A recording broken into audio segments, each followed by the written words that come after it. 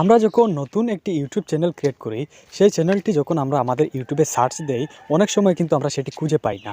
যারা আপনাদের চ্যানেলগুলো খুঁজে পাচ্ছেন না, তাদের জন্য আজকের এই ভিডিওটি আমি আপনাদেরকে দেখিয়ে দেবো যে আপনার চ্যানেলটি কীভাবে আপনি খুবই সহজেই বের করে নেবেন।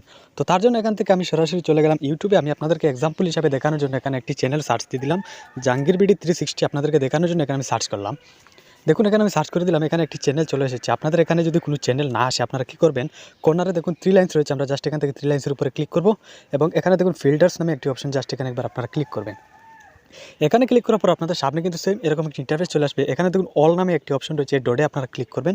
ডটে ক্লিক করার পর এখানে দেখুন চ্যানেলস রয়েছে। আমরা জাস্ট এখান থেকে চ্যানেলের উপরে ক্লিক করব। তো চ্যানেলের উপরে আপনারা যখনই ক্লিক করবেন, ক্লিক করার পর এখানে দেখুন অ্যাপ্লাই রয়েছে। আমরা জাস্ট অ্যাপ্লাই বাটনে একবার ক্লিক করব। অ্যাপ্লাই বাটনে ক্লিক করার পর আপনার যে নামটা দিয়ে সার্চ করেছেন, এই নামে যতটি চ্যানেল রয়েছে আপনি কিন্তু এখানে সবগুলো চ্যানেল দেখতে পারবেন। এর মাধ্যমে কিন্তু আপনার চ্যানেলটা 100% থাকবে। যদি 0 সাবস্ক্রাইবারও হয়, তারপরেও কিন্তু আপনার এই লিস্টে কিন্তু আপনি আপনার চ্যানেলটা বের করে নিতে পারবেন। তো আশা করি ভিডিওটি বুঝতে পেরেছেন। ভালো লাগলে অবশ্যই লাইক দেবেন। অসংখ্য ধন্যবাদ।